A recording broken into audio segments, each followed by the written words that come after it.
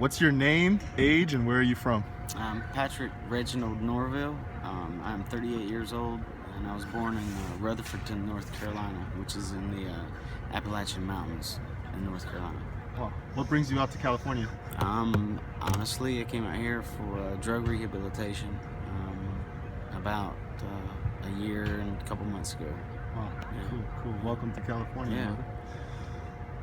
Patrick, right? Mm-hmm. Patrick, tell us a little bit about your childhood. What was it like for you growing up?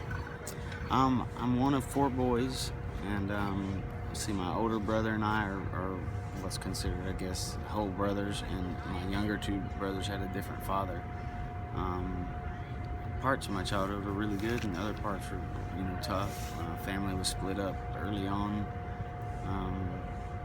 and there's a lot of conflict and anger and yelling and screaming and fighting. So it was different. It wasn't necessarily like most people's, I guess, or it may be like more people than I would think. But Yeah, for sure. It was tough. Sounds pretty similar to my family. Yeah. Yeah, Patrick, when you were growing up, what did you want to be when you were growing up? The first thing, I wanted to be a fighter jet pilot, believe it or not. I don't know if it was Top Gun and just the age I was at, but that was pretty influential. A lot of people in my family have been in the military, and I wanted to do it in some facet, and so that's what, as a child, I would say that's what I wanted to do. Patrick, tell us about your happiest moment in your life.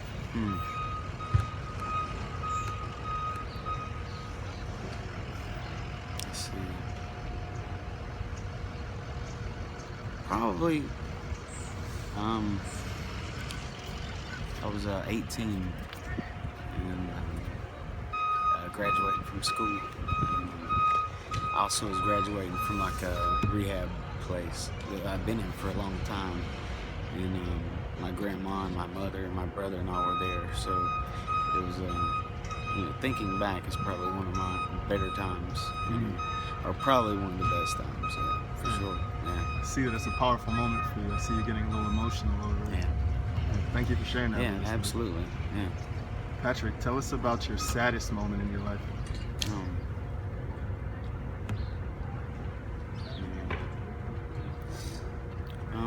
Just a few months, probably almost a year before my graduation, is when my family had split up, and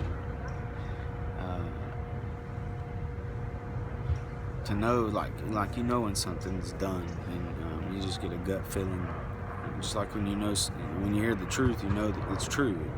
It don't need me to agree with it or you to agree with it for it to be true. It's just, it is. It has its own weight and gravity, and so I guess whenever my family split up, and it was a tragic time, and we hadn't really had the redeeming part of it yet, so that one's still in the process right now. But yeah. I know what that feels like. Yeah. My parents are divorced too, and family split up, fighting, arguing. My 2 younger brothers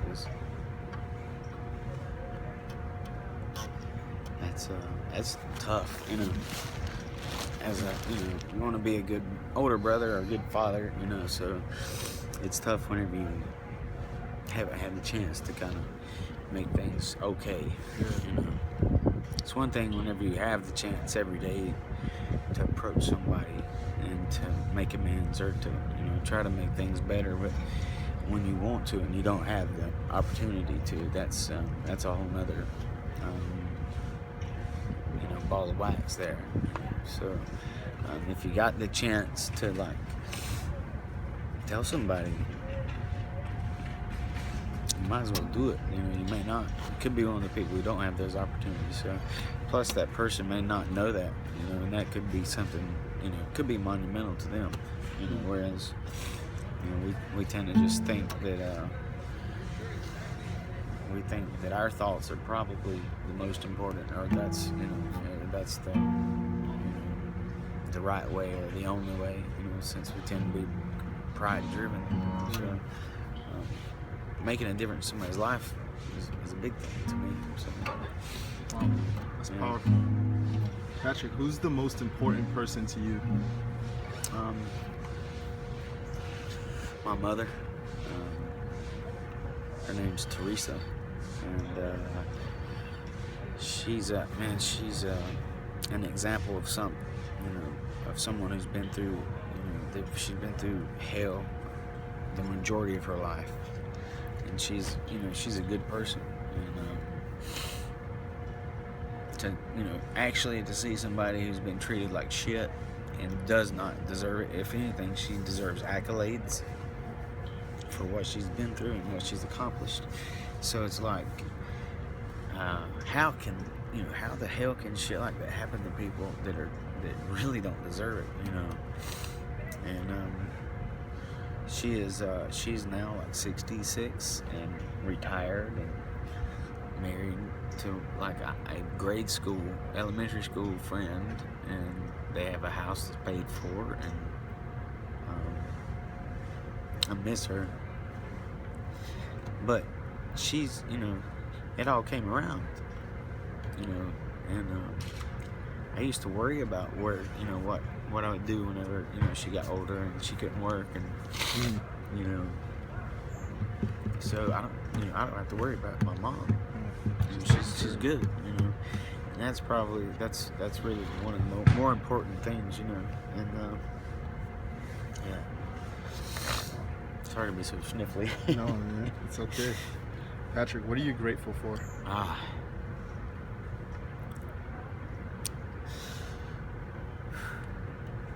My relationship with God, or whatever you want to call it, by whatever name, love or harmony or truth, whatever it is, I'm grateful that I have a relationship with it, and that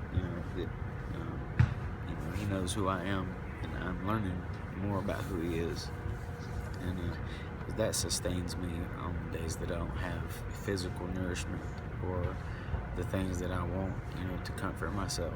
And lately, I would have to say that, people can look at this situation that I'm in as that's a bad thing, but my God tells me that my weakness is my strongest asset, and that He specifically made me that way, so I would have to turn to Him because He wants to know me. It's almost like a child wanting to know its father or something, and I'd never seen it from that perspective. So that yearning, God that made all this, yearns to want me to just talk with Him and know me. That's big stuff to me, and seeing that has changed my whole relationship with God. And I'm in the perfect place right now to have a great relationship. Like it's a prescribed, medication for me. Is this situation? I'm learning a lot about life that I've not learned. I've met a lot of people that I never have met because I was too busy, driving down the road fast. Now I walk most places, so I see things at a whole different speed, and there's a lot more to life. It reminds me of being a kid. When you have to slow down, you really it's a different dimension, man. You start to see things kind of maybe more likely like how we should have, or maybe how we were designed to see it. I don't know, but I've met some really unusual people, some really great people, and people, you can't buy what people have here, and there's fucked up. There's a lot of stuff that makes you cringe that goes on out here, but when you see in the mornings when people are getting up and they're going through their routines with their neighbors, and the giving that you see, and like the sense of community, people, you can build these nice fences and houses that match and pretty black paved roads, but you can't buy what these people here have. And I don't know, it just blows me away, it really blows me away to see when someone has absolutely nothing and probably will never have anything in reality. They still have hope, they still put on a smile, and put it this way, I've had to beg for money in Panhandle, and there's been very few people in nice cars ever roll their window down. There's been very few white people ever roll their window down. There's been people more like in a decent, car that's probably needed work and paint job, and they're the ones who roll the window down and smile and give me shit and give me water and give me food and give me some money, because that's touching, and it's really changed the way I see life completely. I grew up poor, but I really have had a sheltered life, when it comes to seeing the true nature of how people are treated. So I think it's probably one of the best blessings of all, is being able to see and really feel what people are going through. Because now people kind of, people won't, I can't go in a store, they won't let me use the bathroom in a store, and they run me off pretty quick. I never really had to deal with that. I could go into McDonald's and piss if I didn't buy something, and nobody said that don't happen no more. So that's just the little easy part of it. I've been arrested for nothing, absolutely nothing, and it's crazy. I was talking to my mom about 3 weeks ago, and I explained to her, and she's dark skinned, and what people would call, where I'm from, people call her Mexican. So we were in a very white area where I grew up, and so she and us, because we're poor, we were made fun of, and we were kind of the outcast of the community, more or less. And she understood exactly what I was talking about, and it was good to be able to share that with her and experience it. And so it's opened my eyes to, like, not to hate on one group or hate on this group, or like bandwagon over here, or sign up for these classes to do some type of but just to realize it, open my eyes up to it, and let it trickle into my life at whatever speed it does, and change who I am and how I treat people. It doesn't have to be big fireworks or nothing, but it one thing I try to do at the end of the day, if I can't figure out anything and I'm lost, and there's a lot of days like that, I try to thank God for whatever I got, and I thank Him as if He's already blessed me, as if He's already fixed these problems. And anytime I get that gut feeling where my problems revisit me, I go back to that. B is I try to practice love in its many attributes in all of my dealings with people and with myself. And there's many different ways of loving myself and other people. And you can imagine, and this is real, if everybody done this, all right, if every time I ran into somebody and somebody ran into me, that we practice loving each other in its many ways with each other, do you realize how this place would change in an instant, in 5 minutes? Because all we do in general, there's probably the majority of us, without even not even thinking about it, not intentionally causing it, or not even no premeditated part of it, unconsciously hurt each other. And it's a way of life. And that's something you don't have to have money to do it. I can do it right now, and I have nothing. I have 10 cents in my pocket, and I have some possessions that I'm grateful, specifically for these bikes, and being able not to have to walk, because I walked for 5 months and walked the bottoms of my feet off. So to have a bike's a great thing, and I never knew that a hot shower is a luxury, but it is, because it's not normal to have a hot shower for me. It don't happen. Very rarely. So, just seeing how things have changed, I don't know, man. I think this can be a really good experience. Patrick, man, you've been such a blessing today to me. I'm on the other side of this camera, just like receiving everything you're saying. So thank you. Yeah, man. I want to ask you one more question. The last question here is, if you can give advice to a teenager today, what would you tell them? Well, where I think that be yourself, most people are not going to agree with what you think is right, and it really doesn't matter at the end of the day. And I'm not trying to be callous or cold, but I think I would have to say, be yourself. Love now, like right this second. There ain't no excuses, you know. Just do it and see what happens. I would keep it real simple, you know. I'm not into big, complex things anymore.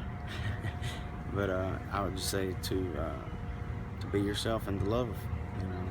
And that's all I can really say about it. That's all. Patrick, man, I just want to thank you from the bottom of my heart, Yeah, honestly. From the other side of this camera, man, this is why I'm out here. Yeah. This is why this project is happening. This is what brought me out here in the first place, because we are blessed by other people. That's right. And your story, man, your words, you have like an anointing for like teaching. Like I'm just on the other side, just in shock. Yeah, so thank you, brother. Thank you, I man. really appreciate it. And we cannot wait for you to see your portrait in February. We're going to invite you out to the gallery. And I just thank you for letting us into your life and just sharing your testimony. Absolutely. Thank you. Yeah, thank you.